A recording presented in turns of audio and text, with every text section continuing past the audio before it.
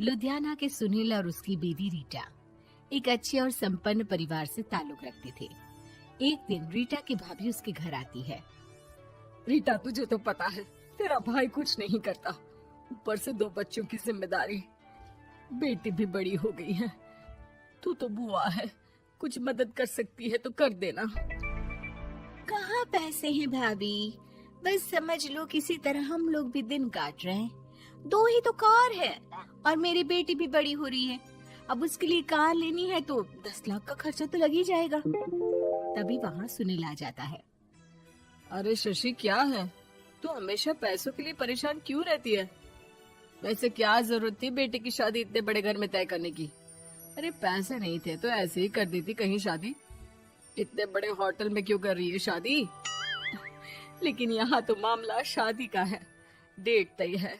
दरअसल तेरे भतीजे के पीएफ के पैसे आने हैं, पर उसमें देर हो रही है।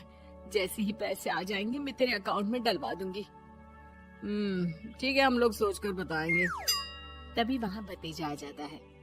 फूफा जी, आप लोग ही मदद कर सकते हैं, वरना तो कैसे काम होगा समझ में ही नहीं आ रहा। मैं वादा करता हूँ जैसे ही पैसे आ जाएंगे मैं आप लोगों को वापस कर दूंगा। हाँ भाई, ठीक है। अब देख भाई, हमारे लड़के तो सारा दिन घर पर पड़े रहते हैं, ना कमाते हैं ना कुछ कमाने की इच्छा रखते हैं। लेकिन चल, ये ले, कितने पैसे चाहिए? जी 4 लाख रुपए। ठीक है, लेकिन पैसे ध्यान से वक्त पर वापस लौटा देना। सुनील मुसीबत के वक्त बीवी के भतीजे की मदद तो कर देता है, लेकिन उन लोगों के जाने के बाद देख ले रीटा, तेरे मायके वालों ने मांगा तो दे दिया, वरना इन लोगों का मुझे कोई भरोसा नहीं है।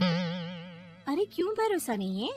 इससे पहले तो कभी इन लोगों ने आपसे मदद भी नहीं ली। हाँ, ली तो नहीं, लेकिन पैसे की किल्लत ही रहती है ना इन लोगों के पास। अरे ठीक है ना, नहीं लौटा पाए तो भतीजे के ससुराल से निकाल देंगे। सुना है बड़े घर में शादी हो रही है। सुनील और रीटा पैसे तो दे देते हैं, लेकिन अगले रोज ही। हाँ भाई साले साहब, क्या हाल है? ठीक हूँ जीजा जी। क्या बात है, सालों बाद आपका फोन, जरूर कोई बात होगी, बताइए ना। अरे वो तेरी बड़ी भाभी आई थी, बेटी की शादी कर रही है ना, तो पैसे लेने के लिए मैंने दे दिए 4 लाख। सोचा भाई किसी गरीब की बेटी की शादी हो रही है, पुण्य मिल जाएगा। अच्छा किया जीजा जी, उनका बेटा बहुत मेहनती है, जल्द ही लौटा भी देगा। वहीं रीटा भी फोन करके हर किसी को पैसे देने की बात करती है। रीटा की भाभी शशि के पास उसके भाई का फोन आता है। तूने सुनील से पैसा लिया है क्या? नहीं भाई, सिर्फ बात की है, बोल तो रहा है कि दे देगा। वो लोग मदद करने वालों में से नहीं है, और मदद कर भी दे लेकिन समाज में गा गा कर हालत बुरी कर देते हैं। अब गाने दीजिए ना भाई, मैं क्या कर सकती हूँ, मेरे पास कोई ऑप्शन भी तो नहीं है। बेटी की अगले हफ्ते शादी जो है। शशि की बेटी की शादी हो जाती है, लेकिन शादी के 1 महीने बाद ही सुनील का फोन भतीजे के पास आता है। हाँ भाई, शादी तो हो गई हम लोगों की दुआ से। अब देख, ऐसा ही फायदा होता है पैसे वाले रिश्तेदार हो तो। तेरे वक्त पर हम कैसे खड़े हो गए थे, लेकिन अब पैसा लौटा दे भाई। जी, मैंने पीएफ के लिए अप्लाई कर दिया था, उसकी नोटिफिकेशंस मैं आपको भी भेज देता हूँ। मुझे लगता है 10 दिन में पैसे आ जाना चाहिए। जैसे ही पैसा आएगा मैं आपके अकाउंट में डाल दूंगा। और ना जी ना, कोई नोटिफिकेशन नहीं चाहिए, पैसा चाहिए, पैसा। ठीक है अंकल, बस 10 दिन का समय दे दीजिए। अभी हफ्ता भी पूरा नहीं होता कि भतीजे के पास उसके गांव के दूर के चाचा का फोन आता है। अरे बेटा, क्या बात है, सुनील के कोई पैसे ले रखे हैं तो दे क्यों नहीं देता? हाँ चाचा जी, बात तो हुई थी, 10 दिन का वक्त मांगा है, उम्मीद है हो ही जाएगा। अरे फोन कर रहा है, रोज बता रहा था कि बेटी की शादी में मदद की थी। अब क्या है ना, भले ही शादी 10 दिन रोक देते, लेकिन सुनील से मदद नहीं लेनी चाहिए थी।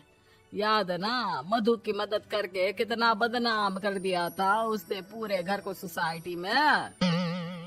हाँ चाचा जी, मैं भी यही सोच रहा था कि उन लोगों से मदद नहीं लेनी चाहिए थी।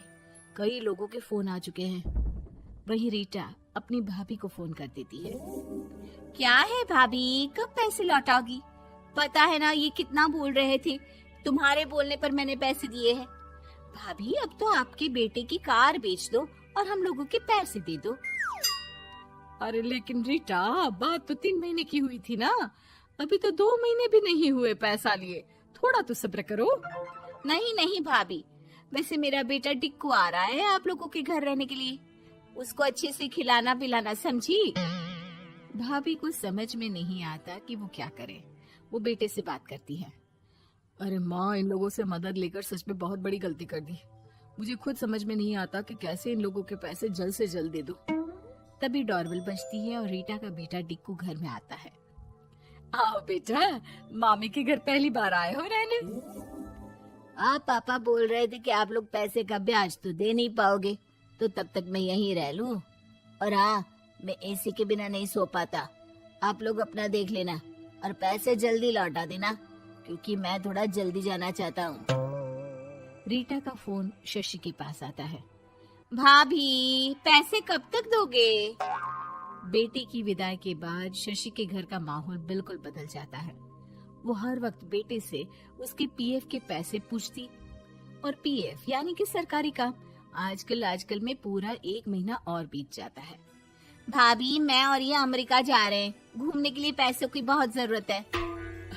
रीटा, मैं पूरी कोशिश कर रही हूँ कि जल्द से जल्द पैसे का इंतजाम कर दूं, लेकिन पक्का नहीं बोल सकती।